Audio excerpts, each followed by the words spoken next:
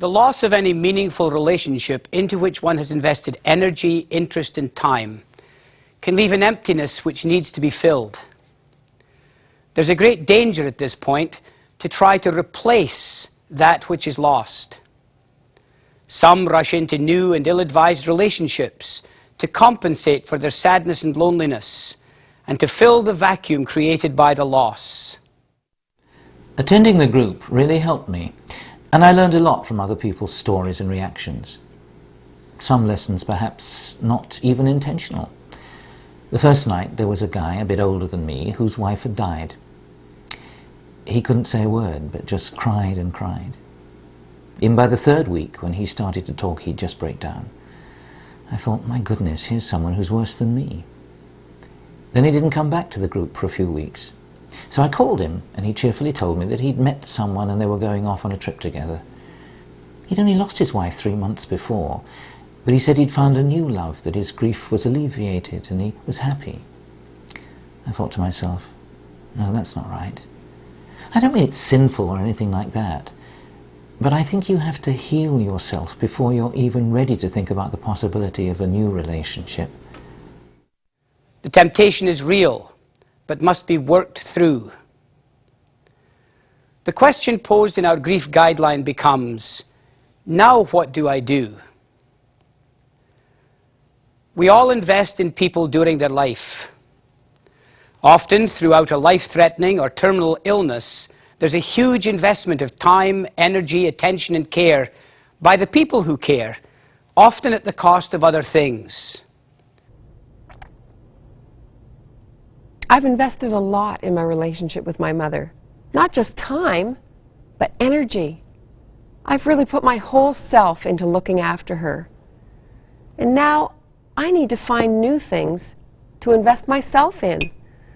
I'm not sure what that will be yet, because I still find myself thinking I should be at home looking after Mom.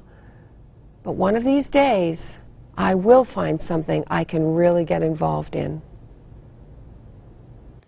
For many, after a death, there is a big investment in the grieving process.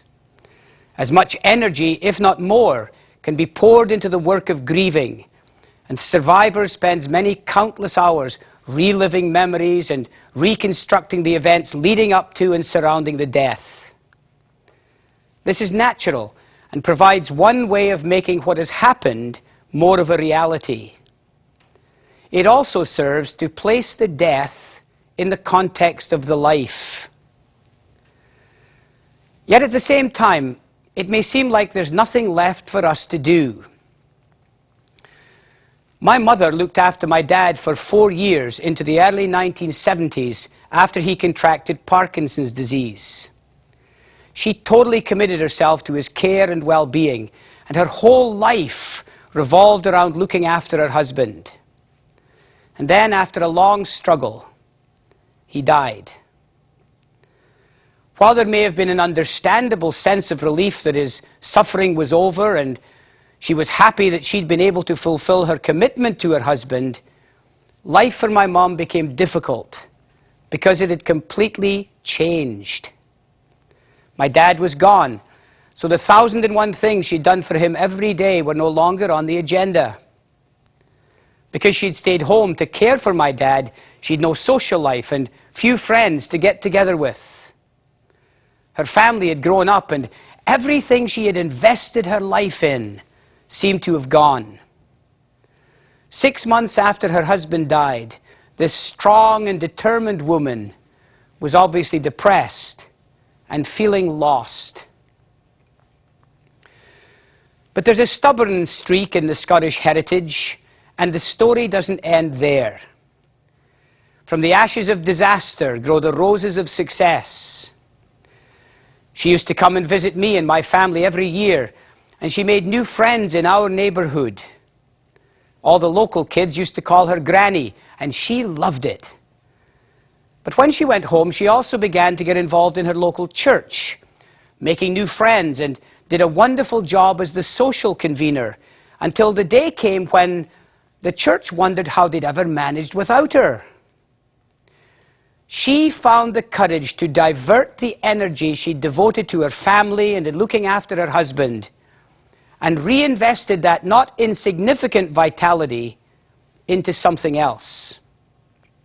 Well, one of the things that I found, which was so surprising to me, having been in the business for a long time, was the gift of a relationship with my stepdaughter and with my father-in-law, which totally surprised me. My stepdaughter had never lived with us, and we had had a very rocky kind of a relationship. And after my husband died, she and I have become really close friends. And I thank God for the kind of wonderful gift that was, because I certainly didn't seek it, but it was given to, I think, to both of us. And the other one was with my father-in-law. My mother-in-law had died the same year that my husband did, so it was a really tough year.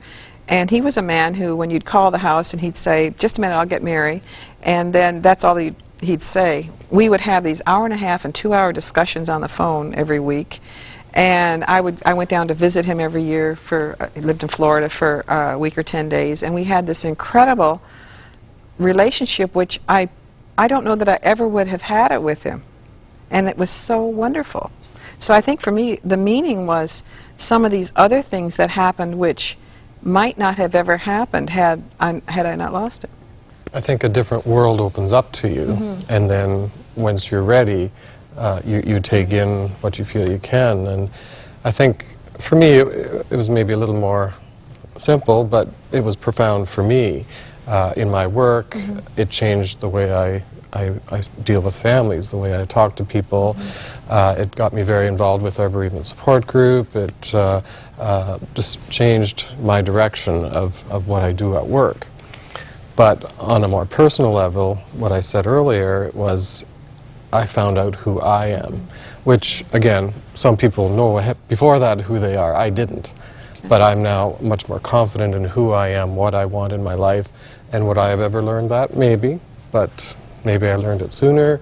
Maybe I never would have learned it. I don't know. But I feel I have changed personally and become a better person. So it's been meaningful professionally, but also very personally on who I've become. Certainly in that light, from my work situation, I learned that when you go for appointments and the doctor's late, as the secretary or the nurse, you would come to the family and tell them that, you know, you haven't been forgotten, that, you know, we're running behind, because I think I sat in every emergency all across the city at some point, and you just feel like a shadow. You're this little shadow person that nobody sees, and, you know, just that someone would come and acknowledge your presence and say that you're not forgotten.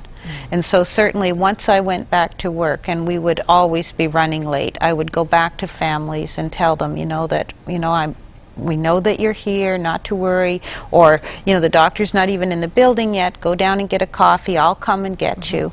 And you think that's so simple. But when you're on the other end, just sitting there, just, you know, clutching your knuckles, just saying, please see me, see me.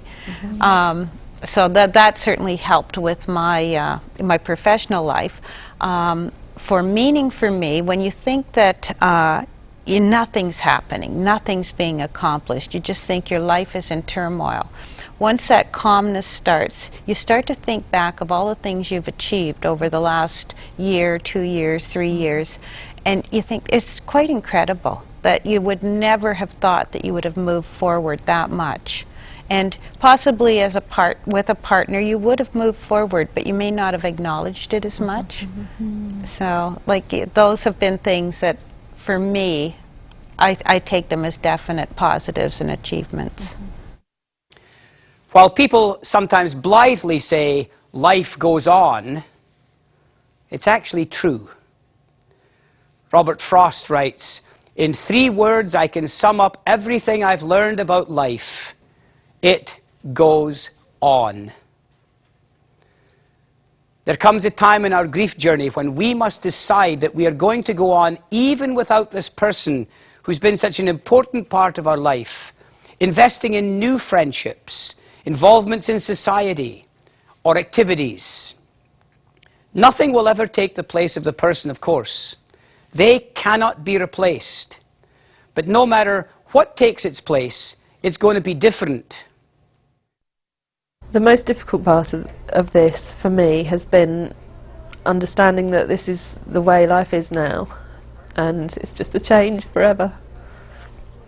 I think that this has taught me that things happen in life that you can't control. Is something that you know, but when you experience it for yourself, you realise what it actually means and what it actually feels like.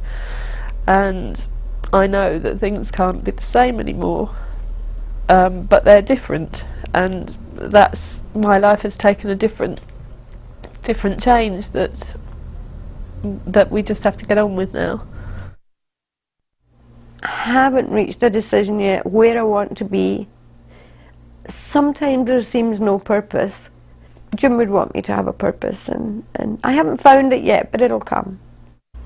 I can't see into the future. I can't see what will happen. I get up in the morning and think, what's today going to bring, and I'm going to make the best of it. I'm going to be really strong here. I'm going to do something that Jim will still be proud of me.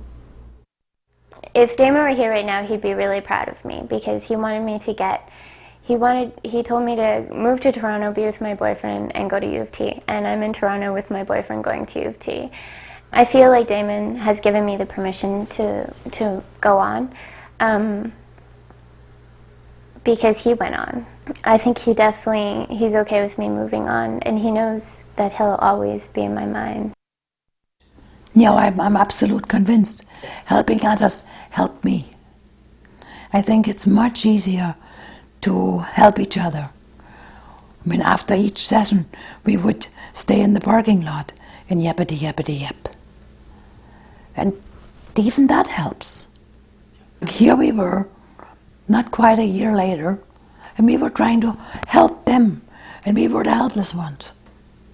But this is what I think it's all about, is listening to each other and try to help each other. You can still make a lot with what you have. Sometimes you think it's so little, but what you've had or what you developed with your spouse or your partner is years of experience and years of nurturing.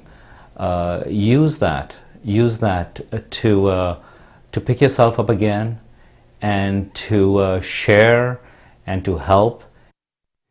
But we need to consider channeling that time and energy into something else. Anything else. You decide. There are a wide range of possibilities you can explore. It could be a hobby, or volunteering in the community, or travel, or something else that you always wanted to do. If I had to do it all over again, I think I would change only one thing in my grief journey. I think I would try to reinvest a bit more of myself in myself. You see, I threw myself into looking after my boys and did everything with them. And I can honestly say that I don't resent or regret one instant of that. I invested myself in my job and into pursuing my doctoral studies, and all of these things were hard work. But sometimes we can be so busy investing in things that we don't look after ourselves. Maybe I could have done some more things just to look after me. Maybe I could have, maybe I could have done a lot of things, but there again, I did what I could in the circumstances. And so you have to make the best of it, and you do what you have to do. Changing direction is never easy, so be patient with yourself. Decide what you want to do, and try to look after yourself in the process. I had to ask myself, what am I going to do with the rest of my life? I want to do something significant, but I'm not exactly sure what just yet. So I've decided to go to Korea and teach kids English for a year. Then maybe a bit of traveling. Then, who knows? For the first time in my life, I can do whatever I want, and I plan to make the most of it. Why not?